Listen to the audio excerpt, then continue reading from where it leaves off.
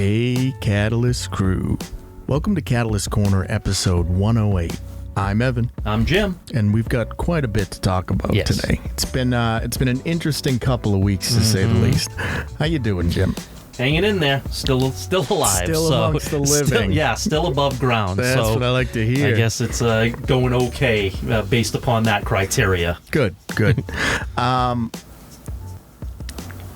So we have a show tomorrow. Or this weekend. So we're pretty excited about that. Absolutely. Got some new products to debut, so that should be exciting. We'll see how that goes. Yeah, the start of the con season is upon us. Yeah. So basically, the way that kind of our business works is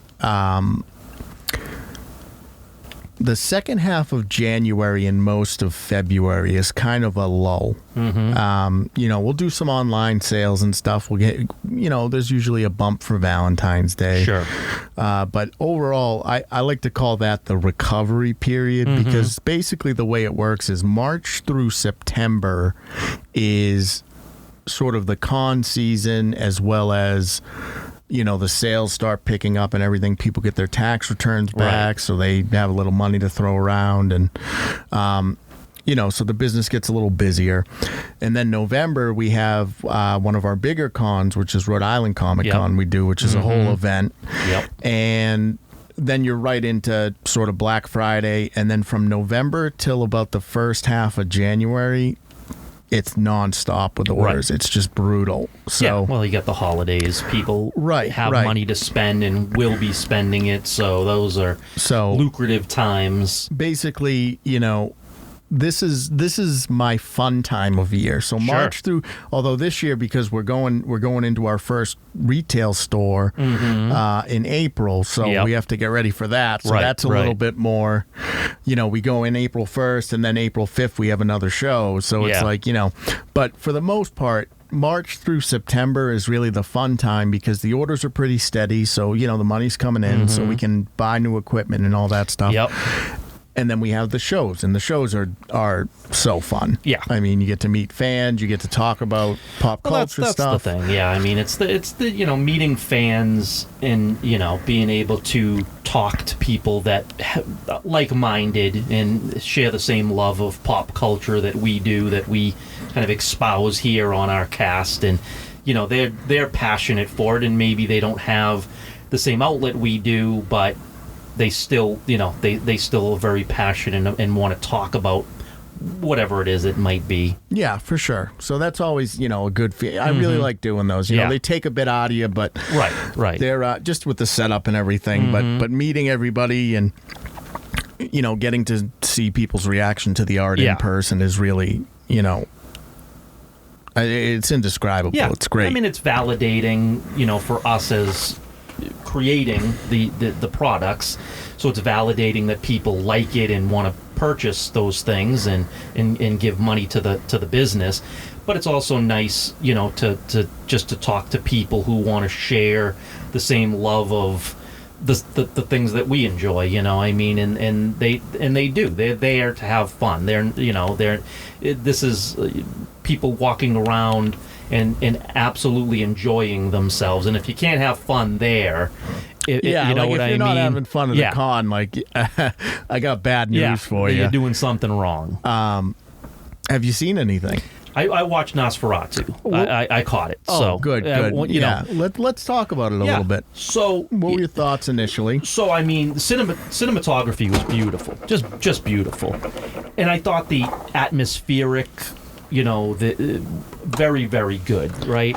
Yeah, he's a master at building worlds. Yeah, for sure. Now, I think we kind of talked last time. The dread of the witch, right? That wasn't there for sure. It wasn't. No, edge of your seat dread. No, there was that sort of build up with the whole he's coming sort of thing, and you're like, oh boy, when he gets there. But it was never. I don't know if it's because we knew kind of what we were up against, and with the witch there was kind of that fear of the unknown sort of thing. Yeah, more than likely that's it. But I mean, I thought the acting was tremendous. Yeah, Lily Rose Depp really surprised me. Really, really good.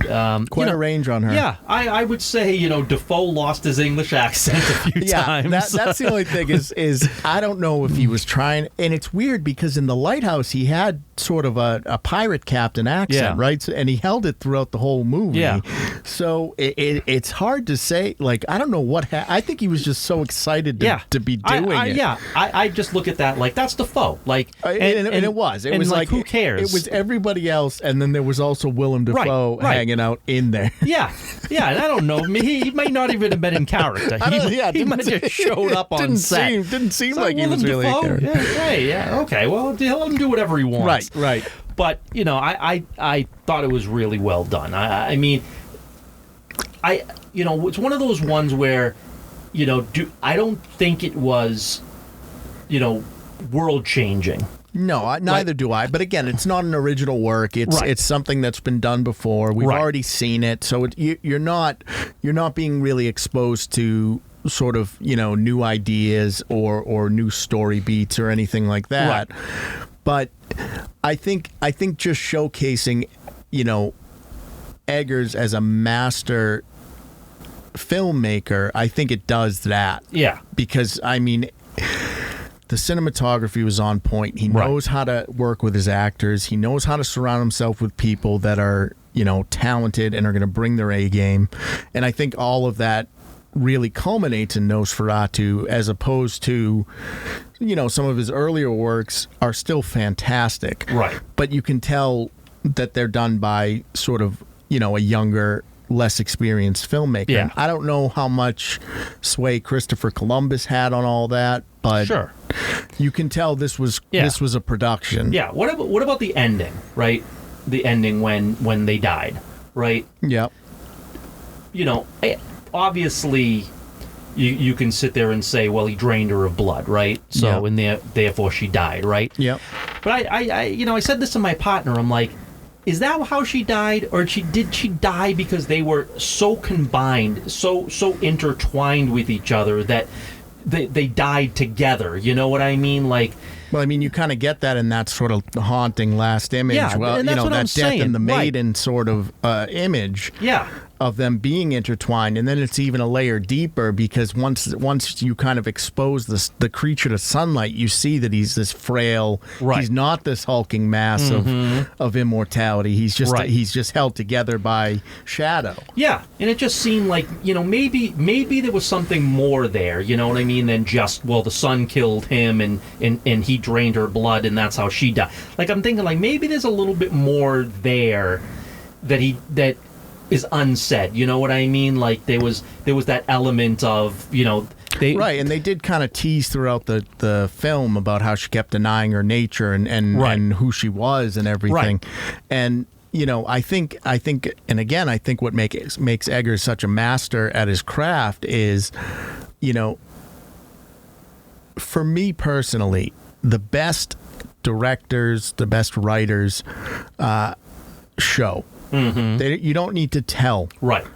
You don't need to say. You don't need to think your audience is an idiot. Mm-hmm. Write high level art. Right. And people will gravitate towards it. And I agree. And I think that's what made that ending to me so impactful, because it's like, I think he did that on purpose. I think that he spelled it out for you how they died. Right, so you kind of know, but I think that he's such a master. There's the physicality of it, right? Obviously, with the draining of the blood and everything. Yeah. But then there is that subtext of these two, this light and dark intertwined. One can't live without the other, sort of thing. Yeah, and that's what make to me, a great director can do that, right? It's like maybe he intentionally did it, maybe he unintentionally did it. We certainly don't know. How did you feel about the length? It was okay. I watched the extended cut because that's the one that came out, which I don't know that it really adds 5 minutes. Right, it's not. It wasn't much longer, but it didn't feel horribly long. It didn't feel bloated. No, by any stretch. No. I don't think any scenes felt I never left a scene going like, well, you could have cut that. Right. You know, I will say Skarsgård, top form. Oh, yeah. I mean, nailed it as the Count. Yeah. And, you know, there was a lot of pushback over the look. And to me, I mean, that look is fantastic.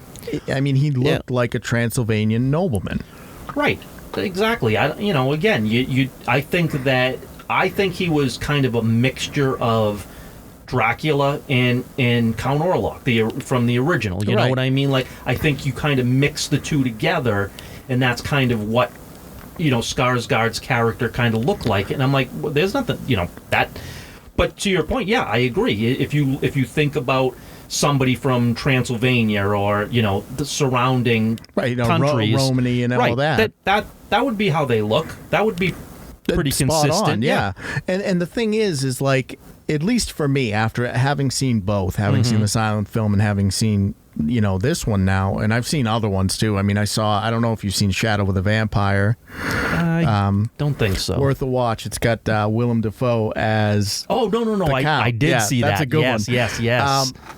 You know, there's something more grounded in Egger's version because Orlok, you know, Orlok even in the silent film is a monster. Right. It's not like Dracula where there's supposed to be sex appeal and everything. Orlok is a monster. Right. And I think he was able to achieve that, but on a more grounded level than he's sort of a rat man. Yeah. That kind of, you know, Max Schreck portrayed in this decaying Transylvanian nobleman. You know, and I thought, I mean, just even the musicality of his voice and everything was just so riveting. Like, you couldn't. He was in the movie for maybe 25 minutes, right? And you just can't. Those 25 minutes, you can't. You know, you hold your breath. Yeah. Just fantastic. I gotta say, I was cheering on the killing of the kids. I gotta say, because they were annoying the fuck out of me. Though very brave to do it. Yeah, you know, I think that's one of those things that you know, lesser filmmakers would shy away from. But ultimately, you know, the goal is to paint Orlok as a monster, right? And I think nothing drives the point home more than sort of the physicality of him just holding this dead child and tossing it away. Yeah. You know, like. But to your point, you know, because he doesn't look like a monster necessarily, you know, there again gives that aura. Right, you know, he's got that. He's got all the qualities of a monster and an evil person, but he doesn't necessarily have to look like that. I mean, you know, certainly he's not handsome looking like they portray Dracula to be, but still, he wasn't just an outright, you know, ghoulish monster either. So you look upon him and it's like, oh, that's, you know, it almost makes it scarier, right? Exactly. Because there is the subtext of, you know, the humans are the worst monsters, and you get that from this version of Orlok, right? It's like, oh, this is as far down the path as you can go. Yep. And, you know, look at the havoc he's wreaking, the chaos, the destruction, the death that he's wreaking. And I thought one of the great details was the way that he sucked blood, was almost animalistic. Yep. You know, when that scene where he's sucking Nicholas Hult's blood, right? And it's almost, you know, like a whole body sort of physicality to it. It's like a leech almost in a way. Right. And I've never seen, you know, vampires, maybe in The Strain. Sure. You know, you see him like that, and it just, I think it got robbed at the Oscars. I think it definitely should have won something. I'm glad it was nominated. That's a step in the right direction. Right. But just, I mean, I can't wait for his next film. Yeah. I mean, he's up there on my top. Well, I mean, he's got a track record now of you know, even if the movies necessarily don't hit, right? Like Norseman, right? But Norseman was great. No, but that's what I mean. It may not be everybody's cup of tea. It may not hit to the critics necessarily, but it's a great, you know, these are all great movies. Right, you know what you're getting with him, and this is someone that pays attention to detail, and you know, when he does a historical piece, he's going to make sure he nails Right. the elements that actually pull that all together. The world building was fantastic. Yes. I mean, the sets were magnificent. Talk about just, you know, even the town of Wallachia was claustrophobic. Yeah. Like, just very, very well done. Yeah, and then, you know, even like when Nicholas Holt's character went and he, you know, was at gypsies or whatever. Yeah, the you know. Romany camp. Yeah, it's like, you know, you did feel uncomfortable. You know what I mean? Well, you It felt was- like an outsider. Right. You always felt like, you know, there's somebody right behind you. There's like, don't turn around to, you know, somebody's going to come at you somewhere. Like, you always had to be looking all around and making sure that, you know, you were safe, because it didn't feel safe. But the thing I really liked about that whole set of sequences was it wasn't very long. It was probably about Right. 5 minutes. Yeah. But you got such a peek into their culture, right? Yeah. I mean, just with the music and everything, Yeah. and the way that they acted, and the superstitions, and the old ladies praying. You got the, you know, just in their language and Right. their And the it- culture and And I saw it with my partner, right? And she was like, "Why aren't there subtitles for this?" And I was like, "Because you're not supposed to understand. We're on the viewpoint of Thomas.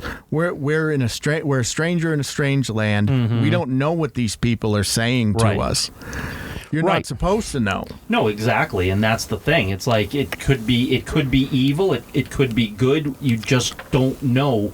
But you know, you're always having to be fearful of what's going on, and for him to be, you know, even for him to be able to go to sleep in that surroundings, Right. you know what I right. mean? Like, you'd think, like, man, maybe he's gonna have to, you know, be up all night, even though he said he was exhausted, just because, like, what did she just say to me? Like, is something coming? Right, and just strong. Like, I can't even say that there was anyone. You know, people kind of had an issue with Aaron Taylor Johnson a little bit, and it was like, yeah, his accent wasn't the best, but he played his part. I mean, Sure. you know, he was a man that held belief to science and rationality and reality, and his worldview crumbles when the Count shows up. And I think he did a fantastic job of kind of showcasing that helplessness.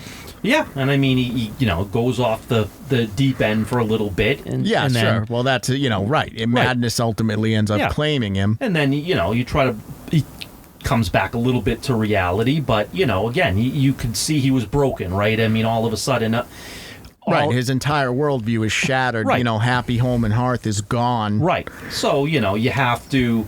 Now all of a sudden it's you know, a completely different world to him out there now when all of this happens, and it's like, okay, how do I adjust? And How did you can't feel? adjust. How did you feel about the way they handled the sexuality of all of it?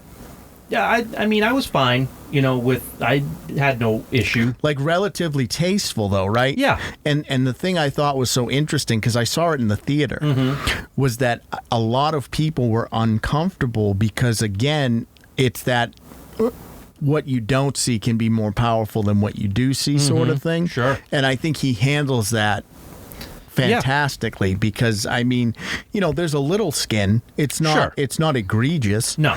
But there are some very sexual scenes in the movie. And I think as far as like gothic horror is concerned, it's a masterclass. But the thing is, you know, but that's the greatness of this movie, is that, you know, even in a sex scene, right? You're not safe. It's Right. it's uncomfortable because you're Right. not safe. Right. It's not uncomfortable because they were having sex. Right. It's uncomfortable because anything could happen at any given moment, because there's again, the sense of dread, like in The Witch, the unknown part of it, it didn't rise to the same level, but No, it did 'cause rise. you didn't know what was Right. there, but the But the dread dread comes from, well, what could happen. Right. You know, is he right off screen, right? Is he Right. about to pounce? Right. Is this he's got his back to you. And so in a lot could of ways, something happen? he feels like a predator. It feels Right. like a tiger stalking Right. their prey because Exactly. you don't know if he's off scene. No, and that's what the greatness of it is that everything that they did has that sense of something could happen at any moment. You don't know. Like a perfect example is when Emma's holding the lamp, and you're thinking to yourself, "Oh, the Count's gonna pop up," and he doesn't. It's Lily Rose, who shows up, and you're just like, "Oh, okay," because you're so discombobulated by I don't know where this guy is right at any given time. And to be honest, I mean, you also don't know any of the other cast, right?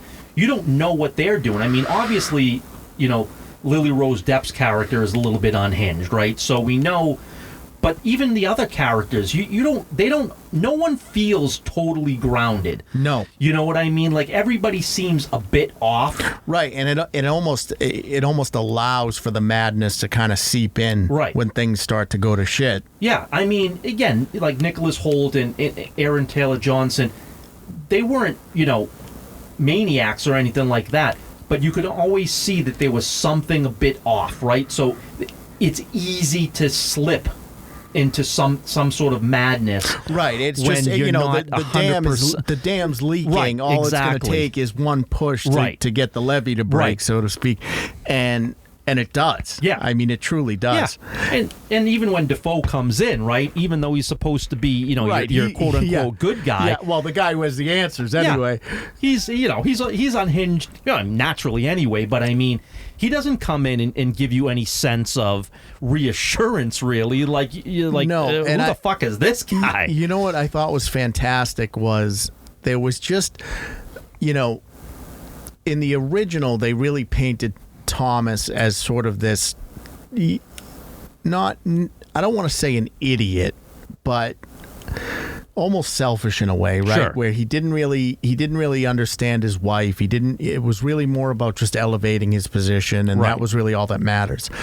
In this one, there was almost, they added this element of helplessness to Thomas that I thought was just fantastic, because that scene when he's running back to her during the day, and you already know, like, there's nothing you can, what are you going to do, buddy? Right. Just thinking in his own mind that he's the hero that's going to save the day, when ultimately she's the one that ends up stopping the creature. I just thought it was so fantastic. And we always go hard on films and stuff, but Lily Rose Depp was the hero of this movie. Sure. At the end of the day, I mean, she's ultimately she was the catalyst to make all this happen, but she was the one that stopped it. Right. And I just think, as far as like strong women go, you couldn't have anyone stronger. Yeah. Right. So just fantastic. I think this movie, in my opinion, I think this movie was a little bit, it was high art, right? And I think that a lot of people that watched it, that's not what they weren't in for that, right?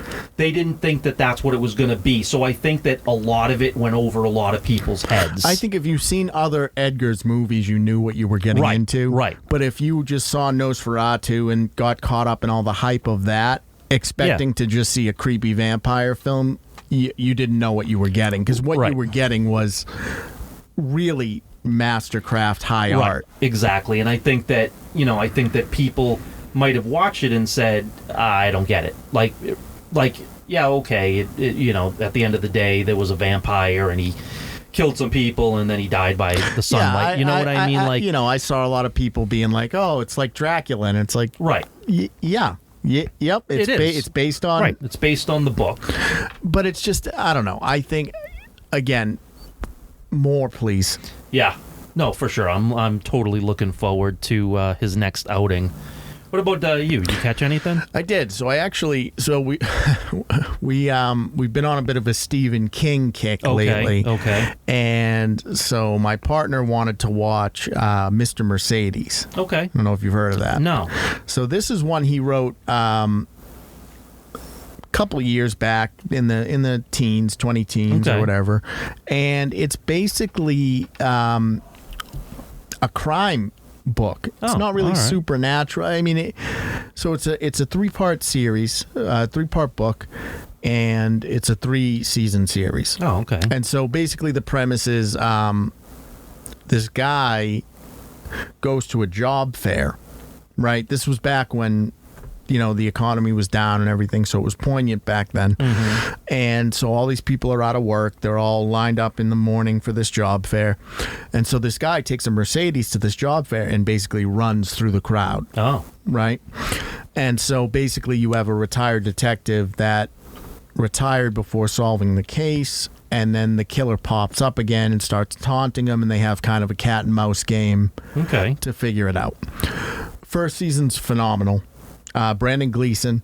Okay. So you get solid actor through and through. The second season's good. Third season goes off the rails. Oh, yeah, like typical it's Stephen just, King. Yeah, I don't. And the thing is had you ended it on the first book or even the second book, because the second book kind of gives you a finite conclusion. Okay. I think you would have been fine. You would have had a solid 1 or 2 part series. But he can't help himself. He's got to write himself an ending, and just a off the walls.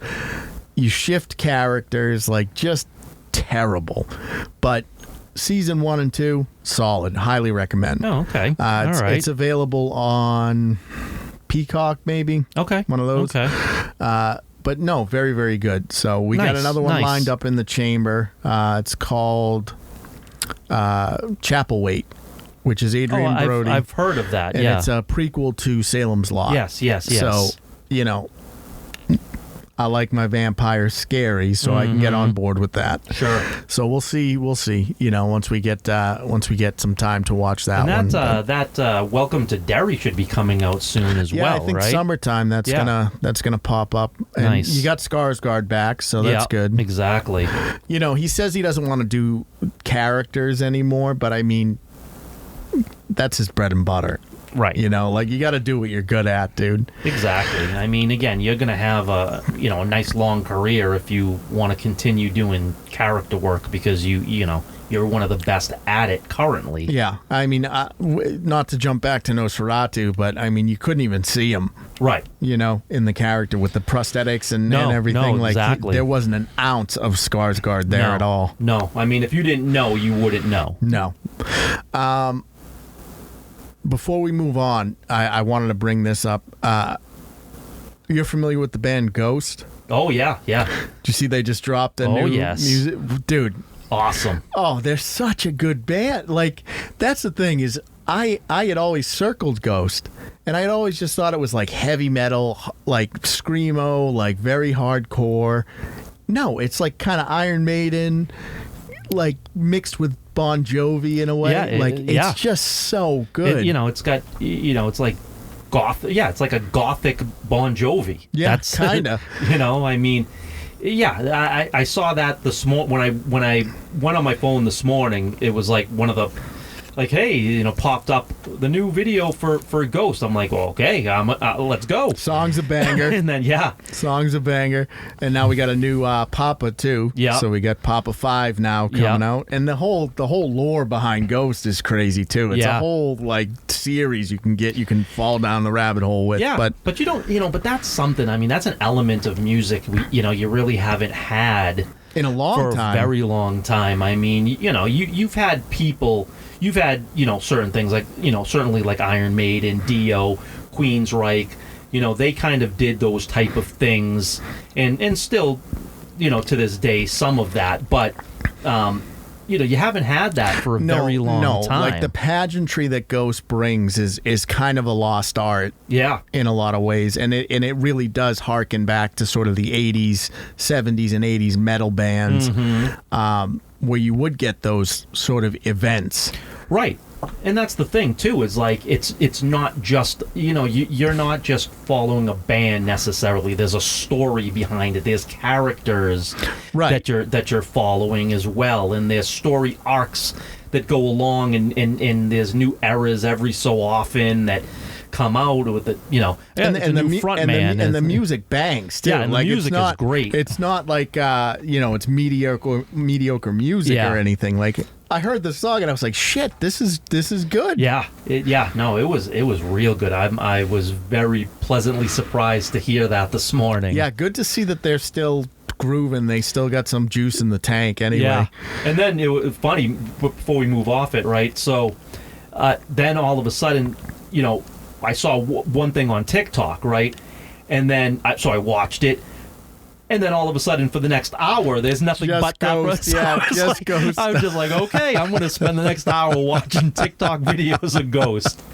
Yeah, Ghost is if you haven't checked them out, give them Yeah, a listen because they absolutely. are fantastic. They are great. Yeah, I did a big 24 by 36 Ghost poster. nice. We're going to bring that to the show. Perfect. And, Perfect timing. yeah, good timing on that Yeah. one. Not the new Papa, it's still Papa Sure, 4 because sure. we don't have enough images to Right, actually right. get something on the page yet. Exactly. But he looks cool. No, he does. So for sure. looking forward to that. Yeah. All right, let's switch gears a little bit Okay. because we got some news right after we filmed the last episode. Mm-hmm. We got some pretty big rumors. Yep. The Emperor is supposedly vacating the throne. Maybe. Yeah. Maybe. I mean, it sounds. This to me is the most real news that we've ever gotten. Like, this to me sounds like there's a lot of validity to it, Right. as opposed to before where it was like, that's just YouTubers kind of spouting what they believe is insider information. This Well, just to sounds be clear, different. so basically the rumor is that at the end of this year, Mm-hmm. this fiscal year, Kathleen Kennedy's contract is ending, Mm-hmm. and she is choosing not to renew. Yep. That is the rumor. Which would be huge Right. as a Lucas film fan. Mm-hmm. I think getting some new eyes on the properties is the only way that they're going to be able to salvage Right. sort of the train wreck of the last Yeah. 13 years Now- of failure. But here's the issue I have, right? Now, she has come out and kind of denied it, right? Right, While, but she's while always- also endorsing it. She's always going to deny it, right? But she didn't deny it like this is bullshit rumor. What she has basically said is, yeah, we're putting a succession plan in place. I'm overseeing that. I'm going to be the one who handpicks my successor. She didn't necessarily say it was going to be at the, to corroborate that it was going to be at the end of this fiscal year. She's like, oh, we've been talking about this for like the last year, right? But she didn't deny that it's not happening at all, right? So now all of a sudden you can sit there and start putting two, because Iger's gone at the end of this year as well, Right. And the person that's now in charge of replacing Iger is not going to allow what happened with Chapek to happen this time. Well, they can't. Iger's gone. Them as a business, they can't afford. Right. It's like, this is no. Once you're replaced, you're replaced. Right. Like, you have no more stroke. You can still be a board member, but you're no longer going to have No, you any can't have. say. You can't have creative control Right. of the properties Right. anymore. You're not going to be a co-CEO. We're not going to bring you back in 11 months. Right. You're not going to have any creative control over anything. You're not going to dictate And I mean, the budgets. let's be honest. Even him coming back, nobody's going, "Oh, thank goodness he came back. Right. Look what he's done." Yeah, he's destroyed the company since he's returned. So Even if you want to make the argument that he hasn't destroyed the company, and that even if you want to lay it all on Chapek, which I don't think is fair. no, But even if you want to lay it on Chapek, right? It's not like he came back and was able to right the ship. no. But the thing is, this was all Bob Iger's stuff in place before Chapek but I guess, took over. I guess so my point is that I don't understand bringing him back if the purpose of bringing him back was to right the ship. He's failed in that regard. Right. Oh, absolutely, failed miserably. But I think that Kathleen Kennedy is looking at Iger, this time being, replaced, and he's not going to be around anymore. Right. So even if she were to stay, the pushback from the next seat, because whoever's coming in now is probably going to be there for some time. Right. Nobody wants to come in and do a year or two as a CEO. No. So whoever's coming in is going to want to do some time as the head of Disney. And if I'm the CEO coming in, the first fucking thing I'm looking at is, okay, what are our biggest failures? Marvel seems to maybe be figuring their shit out. Yeah, they're going to have more of the benefit of the doubt because at least they've taken some steps. Right. At least they, whether, again, and I'll, stand by this 100%. Kevin Feige had nothing to do with Deadpool and Wolverine, but Marvel did, right? At the end of the day, it's a Marvel movie.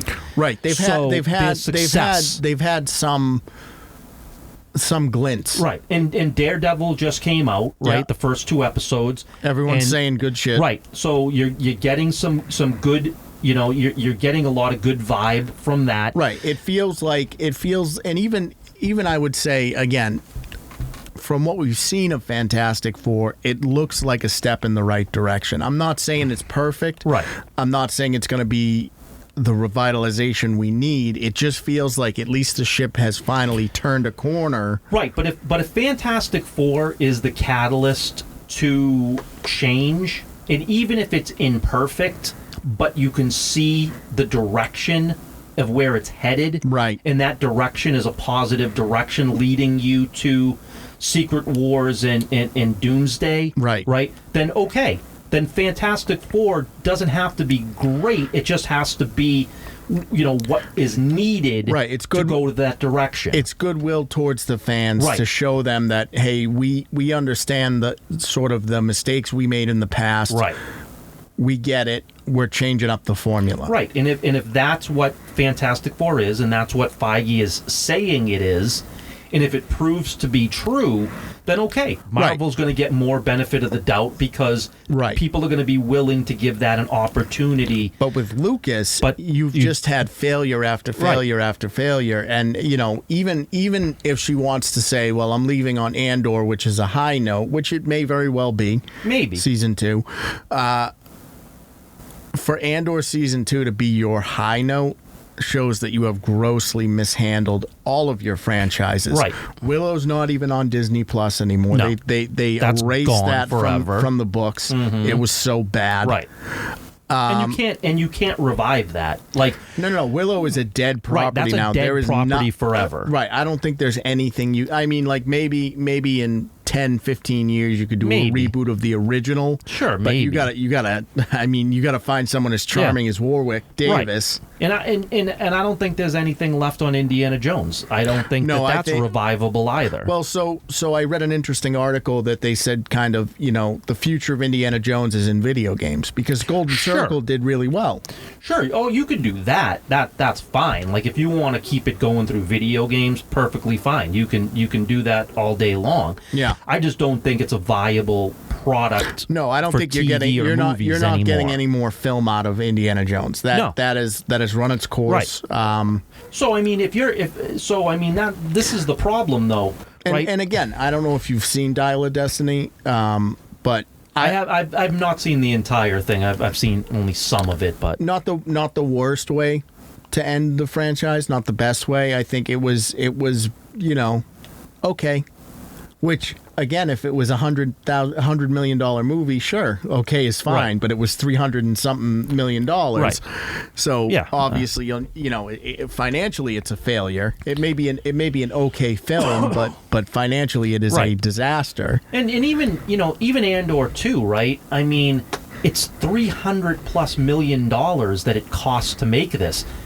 How are you ever gonna? So even if like Andor 1. Right? Oh, it got some good word of mouth, but the 20 people that liked it, you still lost almost $300 million on the project, and you're going to do that again on this one. I think what Disney, in order for them to stay viable, what they need to do is they need to realize that a $300 million TV show is not a viable way to do business. Right. There's no one no matter what platform it is on, is going to subscribe to a platform that they're not already subscribed to for a $300 million show. No one will. Right. And this is also part of why I think this is real for Kathleen Kennedy, because the new incoming CEO is not going to give that budget to her anymore. So can Kathleen Kennedy, because she hasn't so far, can she make a Star Wars movie for under $300 million, or a TV show, anything? And I think the answer is no. I don't think she has the ability to do that. And if the incoming CEO says, I'm not giving you $300+ million for Star Wars, $180 million is your budget, and not just the budget that we talk about on paper, you're not getting more than that. That's what the money is deposited into your Star Wars account is going to be. Right. I mean, you know, I don't think she can do it. You can make a cool, gritty bounty hunter show. Mm-hmm. I'm not saying like Mandalorian, like it doesn't have to be as grand as the Mandalorian. You can just show us what the underworld of, sure, you know, even what the heck's the name of the planet where the Jedi Temple is?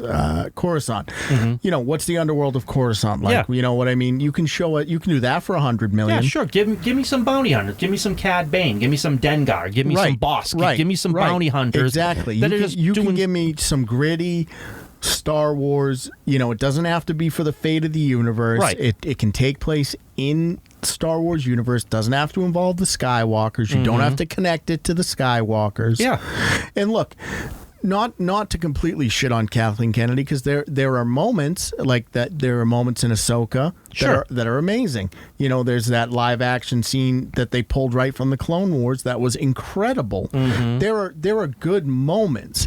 It's just that nothing ever sort of it was a lot of promises that never got fulfilled. But the thing is, you can't, you know, you can't spend $300+ million on a moment.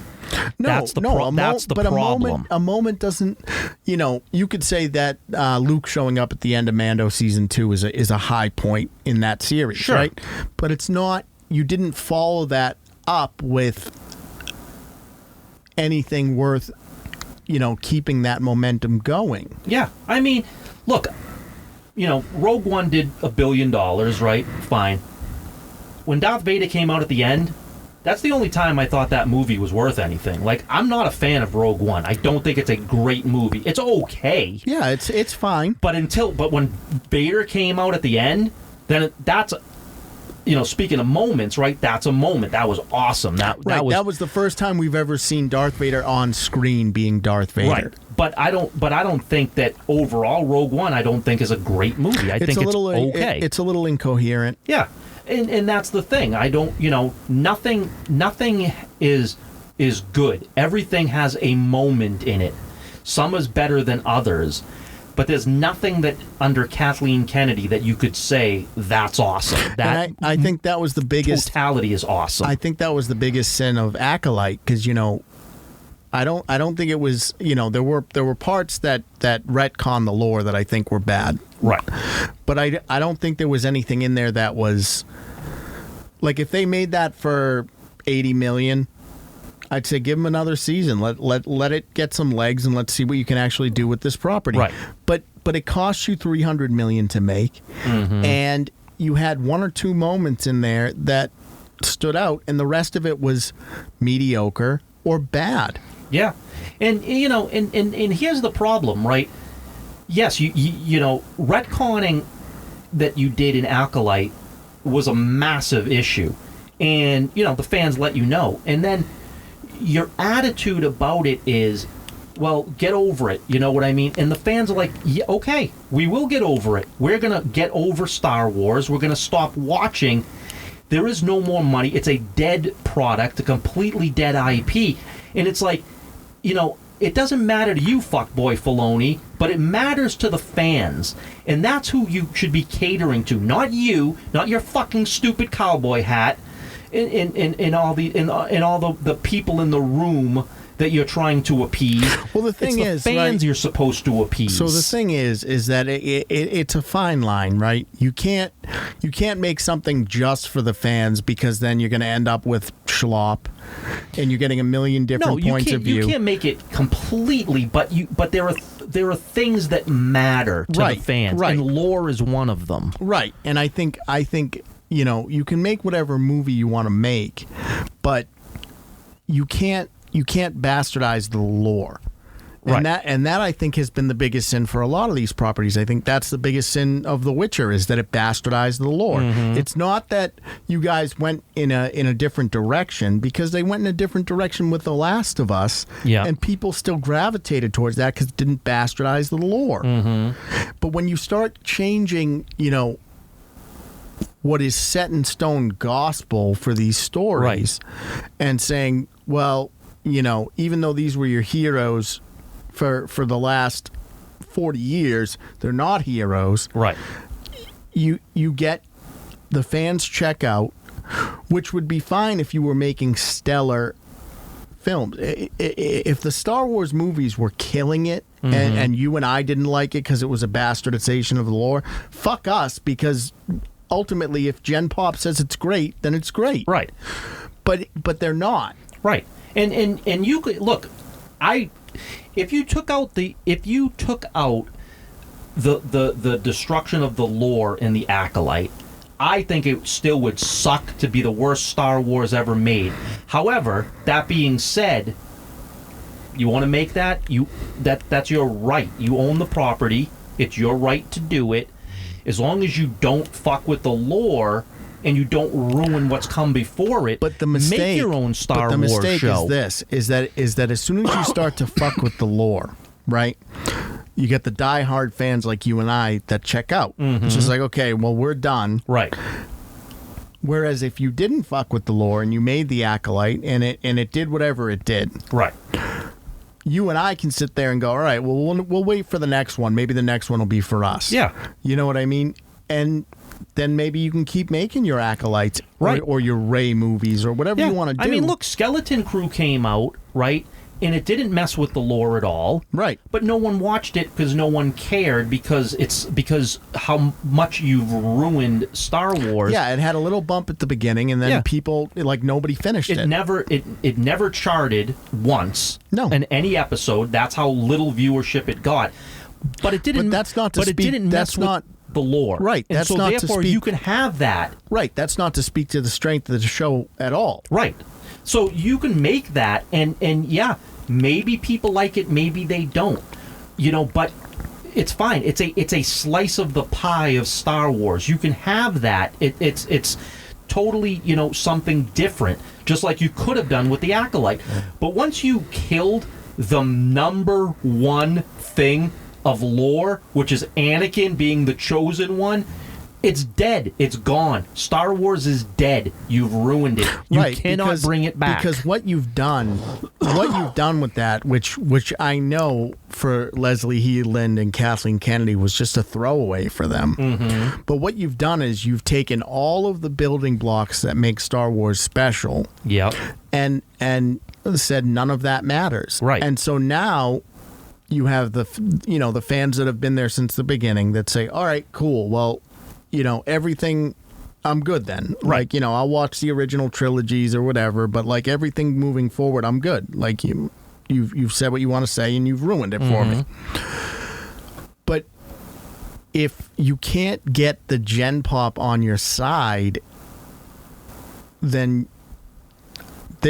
it's not like you can go back and fix what you've done. No, but this is the problem. Gen Pop has told you, I will never be interested in Star Wars. You don't make it for us, you will never have us. So the only people that are willing to still watch Star Wars is us, the originals. The people that have been there from the beginning, and the diehards, that's who will still, even if we can sit there and bitch about Star Wars till it, whatever. If a good Star Wars comes out, we'll be back on board, because that's how much we love Star Wars. And, and we can sit there and hate everything about it until you give us something good. And that goes for Marvel too. Is that we And a lot of the people that write these articles are always like, "Oh, nobody likes to hate on Star Wars more than its fans," and it's like we don't like hating on it. That's the last thing we want to do. This is not where we want to be right now, bitching about Star Wars. I want to be talking about how the sequel trilogies did an amazing job in encompassing the entire history of Star Wars, but I can't do that because it was an incoherent mess. Right, and hey, we at least have a passion for Star Wars. The modern audience you want, they don't even care that Star Wars exists. It's not even a blip to them. They're so ambivalent to it. So you need to worry about us bitching about it because we're the only ones that are going to give you the chance to redeem yourself and return to glory, because that audience is never going to be there, and they've told you this flat out. So yeah, we're going to keep on bitching till we get semblance of what we want, because we want it to survive. They don't care if it dies. If Star Wars dies, the Gen Pop is going to say, yeah, okay, who cares? Yeah. We do care. We don't want it to die. We want it to survive and come back strong, and we have to bitch about it to try to get the message across to the powers that be that control it.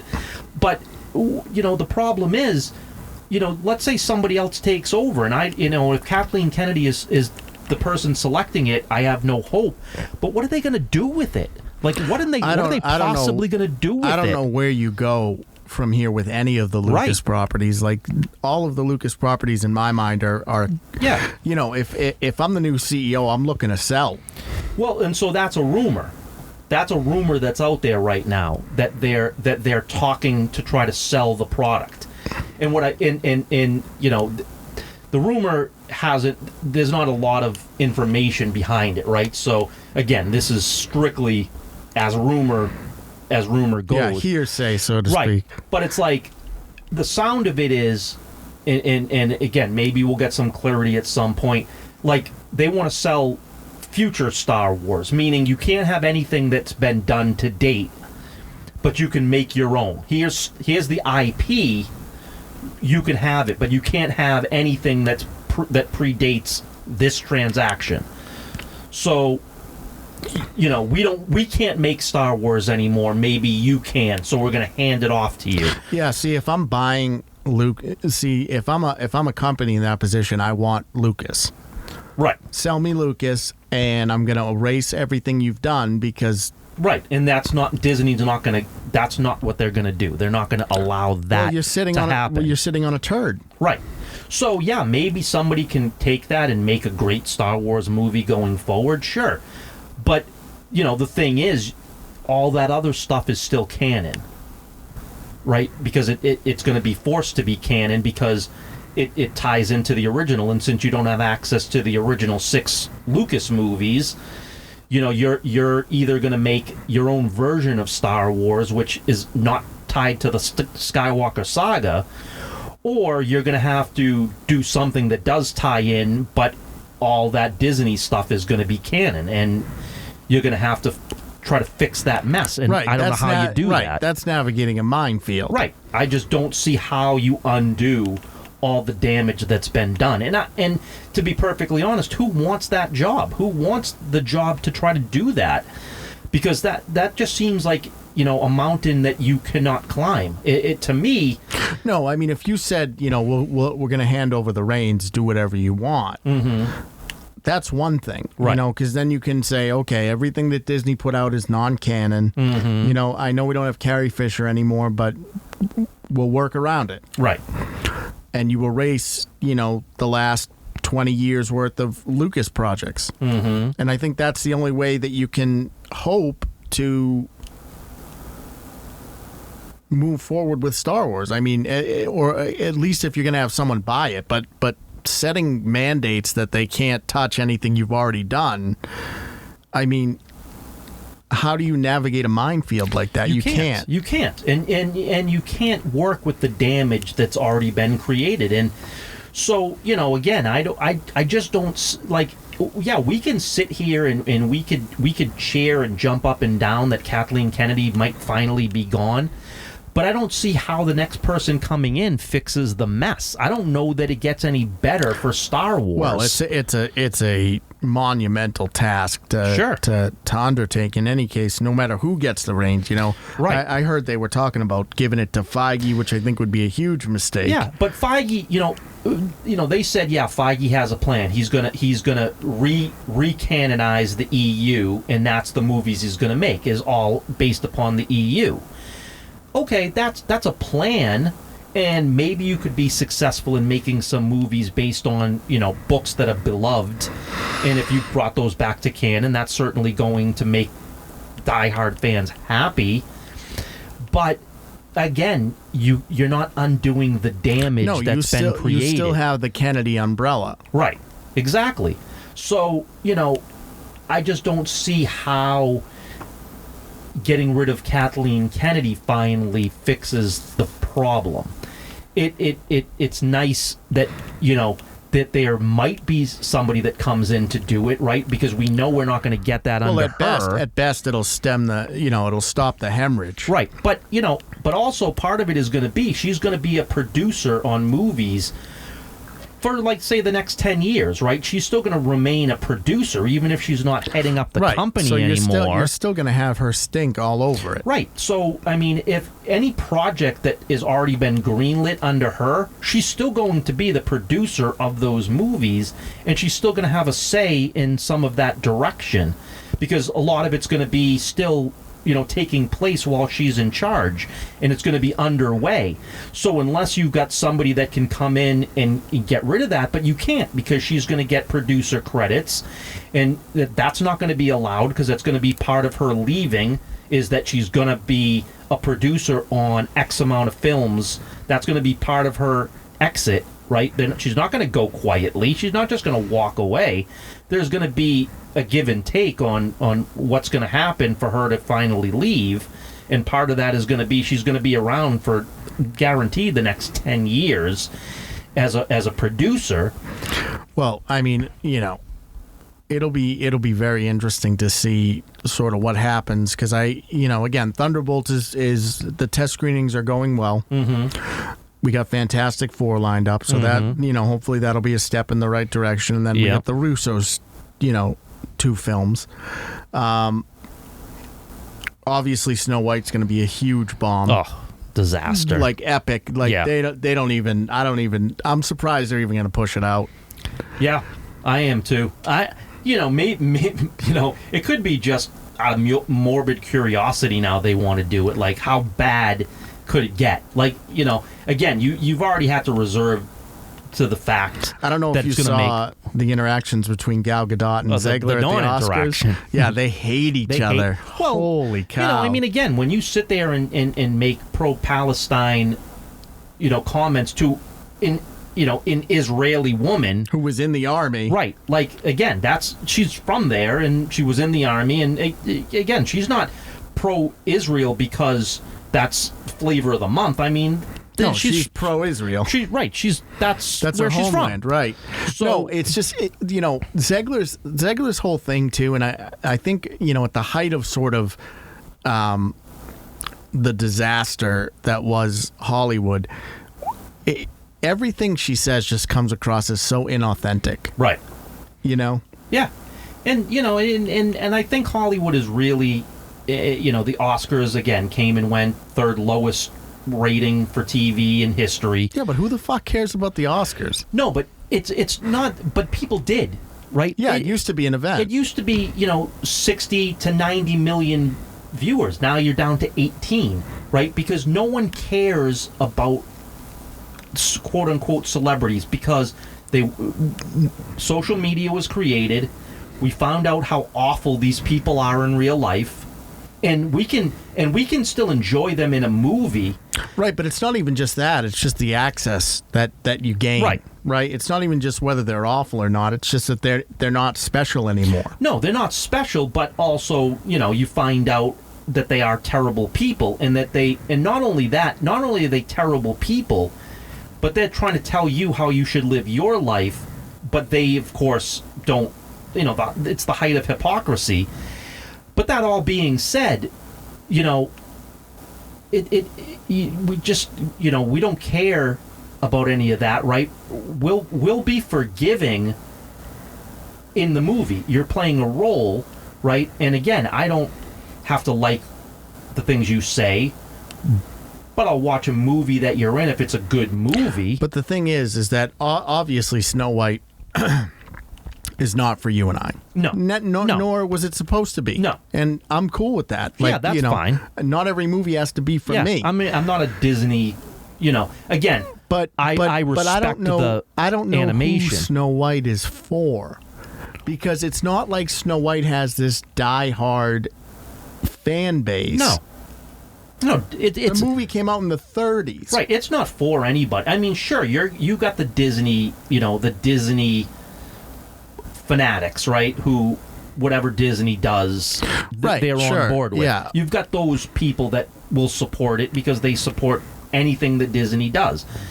But, Snow White, it's supposed to be, realistically, it's a princess, right? So you think that little girls play with the dolls, and this is Snow White, one of the dolls that they play with, and this would be for little girls who look up to princesses.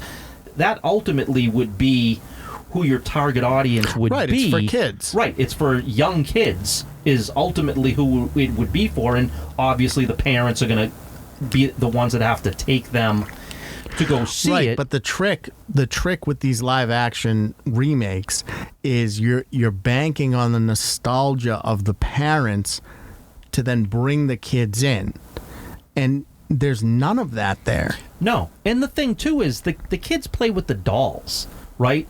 That they may never have even seen Snow White, the animated movie. They just play with the dolls. They like princesses, right? They don't want to go see a 2-hour plus movie of Rachel Zegler trying to pretend to be Snow White. They're not interested. But the they're dwarves just playing don't even have the toys. dwarf names. It's not even like Grumpy and Bashful and all that bullshit. It's fucking they have their own names. Yeah. So I mean, this stuff is for this stuff. It's for kids. It's supposed to be, but it's really for the Disney adults that will buy whatever Disney will sell. That's who really is going to see it. Just like I said, with Star Wars. You want to make it for the modern audience. The modern audience doesn't want it. It's the diehards that still want it. You want to make this for kids. The kids don't want it. It's for the Disney adults that will buy whatever Disney sells. But there's so little of that you're not getting. Besides them, you're not attracting anyone else. I got to tell you, they have whoever's going to be the new CEO of Disney has their work cut out for them though, because I mean, with Universal putting up that new theme park, with the monsters and Harry Potter is Lego, all of that type of stuff. So you get the Harry Potter series coming out, and for good or for ill, that's going to rehype the franchise. You have the monsters, so they're trying to break back into which I'm all about that. Like, let's lean in more towards that type of shit. They have Nintendo, which is a huge IP. Yeah, I mean, like Disney has their work cut out for them because again, Marvel ain't selling tickets. Star Wars ain't selling tickets. They're turning the fucking hotel into offices. Right. And here's the problem. You've got, not only is it the new kid on the block, right, which is going to get everybody to want to go to check it out because it's brand new. Right. It's also almost half the cost. Right. It's cheaper. So it's newer technology. It's cheaper, and it's IPs that people can get behind. Right. And it's IPs that people, I mean, that Super Mario movie was gigantic. It did gangbusters. Right. So that's a lot of what kids are into right now. That's, right. Like you said, the Harry Potter movie or a show that's coming out is going to reinvigorate the Harry Potter crowd, and good or bad, whatever that might be, there is going to be a resurgence of Harry Potter. So they've got the IPs that people are going to want. It's brand new technology, half the cost, and Disney in Orlando is doing horribly as it is without the competition. Right. Wait till the competition happens. The thing is that when I read the articles about the theme parks, right? I'll read Universal they installed all their monsters, they're the biggest animatronics ever. It's going to be crazy. And then I read the fucking thing on Disney, and it's like they added a new line to It's a Small World, and I'm like, nobody cares about It's a Small World. Right. No one cares about that shit. No. That's a ride that is taking up space. Right. That doesn't need to be there anymore. When I went to Disney and I went on It's a Small World. Why? Because again, you know the name, right? The ride sucks. But you go on it because, hey, it's a small world, right? You're at Disney. You get caught up in the magic of it all. Right, but after you digest it all, right? I would much rather go to a theme park that has up-to-date IPs Sure.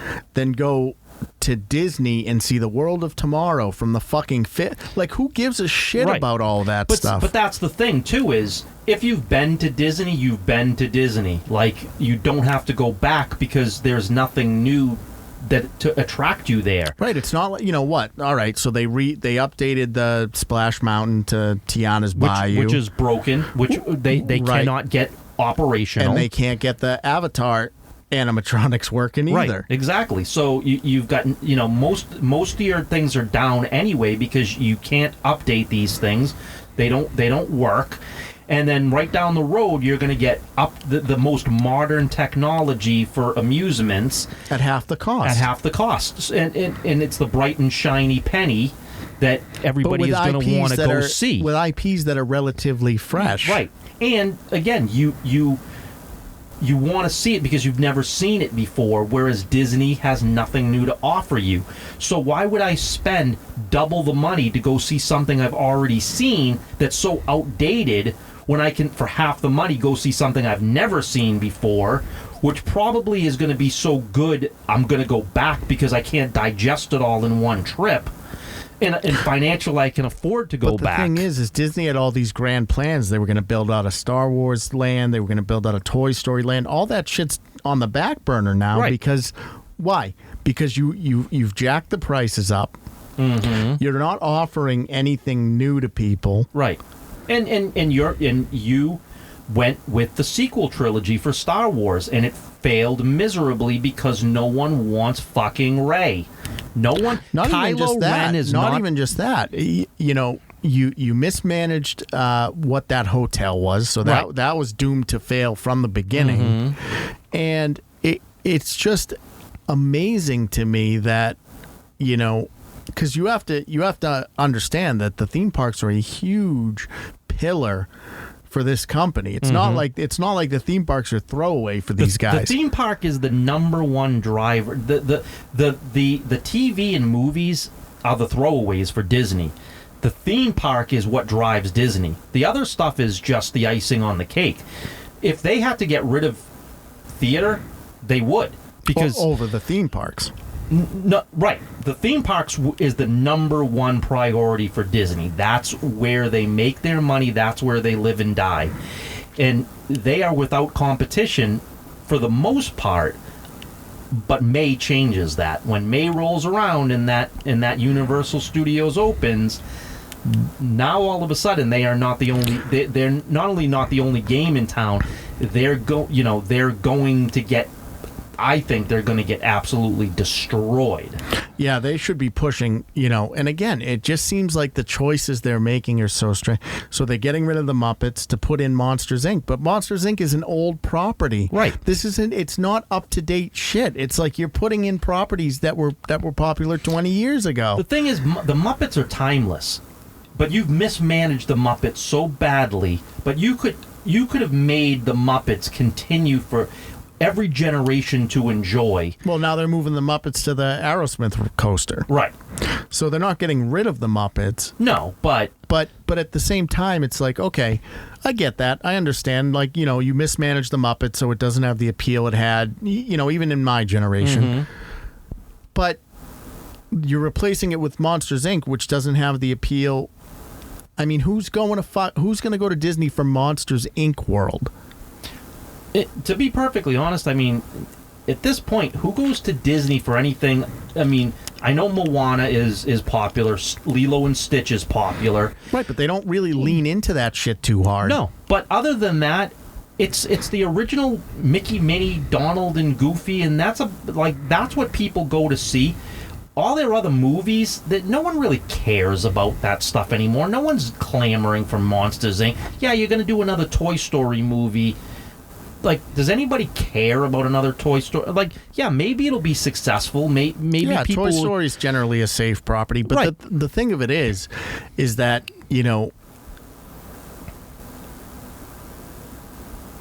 Universal is doing Harry Potter, which the new series is coming out. Mm-hmm. So you have an up-to-date IP that you're building into your theme parks. Yep. Nintendo had the first Mario movie do gangbusters. They're coming out with a sequel that's probably going to do well as well. Mm-hmm. So you have an up-to-date IP. The monsters, they're leaning back into these monster movies, so now you're refreshing that IP. So you have up-to-date IPs. Disney is pulling from IPs that are 20 years old. Right. But the thing is, the thing about it is, right, we grow out of Monsters Inc. and Toy Story. You know what we don't grow out of? Monsters. The Universal monsters, we enjoyed them when we were young, and we'll enjoy them through our entire life because they will never outgrow them. But Disney movies, we outgrow. And at some point, no one cares about those, you don't keep the same appeal on those properties. No, Disney needs a serious facelift on that park. They should get rid of Peter Pan. They should get rid of Small World. All of that shit should get iced. They should be putting in their up-to-date properties. They rehashed the Viking ride and turned it into Frozen. That was a good move. Mm-hmm. But it's just like, what are you doing now? Right. Here's, except for jacking up the cost. Right. And here's the problem. Because you decided to go in the direction you went, for the last 5 years, all of your movies have flopped. So all of you don't have any new IPs to build around because you chose to make the movies the way you made them. And every one of those new IPs has been a disaster. So you don't have anything new for the last 5 years. No, what they should be doing is they should take one park and make that Pixar land and have all your Pixar stuff in one of those parks. They should have one park that's just Marvel and have that be all their Marvel they can't, shit. Though. They don't own the rights to Marvel for theme parks. Yeah, but that's got to expire at some point, right? Yeah, but it could be one of those things where only if you let it expire, it expires. You know, if I'm Universal, I don't let that expire. Right. Then I don't know the specifics on that, but I mean, Universal owns the rights to the Marvel characters, and unless I would think that Universal allows it to expire, they're going to keep on renewing that just for the purpose of not allowing Disney to have it. Right, but money talks. You could buy your way out of that contract, and I think the smart play is to do that. But you would think they'd already have done it by now if that were true. You know what I mean? I guess, but the only way that you can revitalize the parks is if you start playing to your strengths. Like if you didn't torch Star Wars, you could add a Star Wars theme park. But that's the problem. It wasn't so important to you to get those Marvel characters because, hey, I have Star Wars and I could do, and but again, because of the serious mismanagement and because all of the damage that you've done, no one cares. And sure, you're still going to get people that will enjoy seeing Darth Vader and enjoy seeing the stormtroopers march by, right? You're still going to get that. But then you're going to see, a Kylo Ren show up, and people are going to fucking care about Kylo Ren. I don't want to see Rey. I don't want to see BB-8. I don't care about that shit. Right. I want to see R2-D2 and C-3PO and the characters of old, and then Darth Maul and all those guys. And you're going to say, okay, where are those characters? They're going to be like, well, we don't have those characters. Like, well, where are they? Right. And it's like, well, this is only the sequel. That's all we care about. Well, because, then we're all set. Right. Then we're not going to give you our money. All right. Let's wrap this one up. Jim, as always. Yeah. What do you got going on? Just making sure we get the art out. Just making sure every week something new. So again, just check the socials for new pieces of art every week, and maybe we'll have something brewing. But unfortunately, right now, after the illness, I haven't had the creative juices aren't yeah, you're in the flowing recovery anymore phase right now, but hopefully sometime soon we'll have some new projects rolling. All right, guys, that's one away to the corner. CatalystCrafting.com is the main website. Catalyst Creations NH is the Etsy store. We're going to be at Northeast Comic Con in Boxborough, Mass. This weekend, so you can check that out. But what do you guys think? Have you seen Nosferatu? Do you think it's high art? Do you think it's a masterclass in cinema? Have you seen Mr. Mercedes? What do you think of the ending? Can Stephen King write endings? No. And what are your thoughts on Kathleen Kennedy moving on? Is it the kick in the pants Disney needs to get on the right track, or is it just, trying to put a Band-Aid on a bullet hole? And have you seen the new Ghost music video? Because if you haven't, you should. It's definitely good. check It's it good out. Stuff.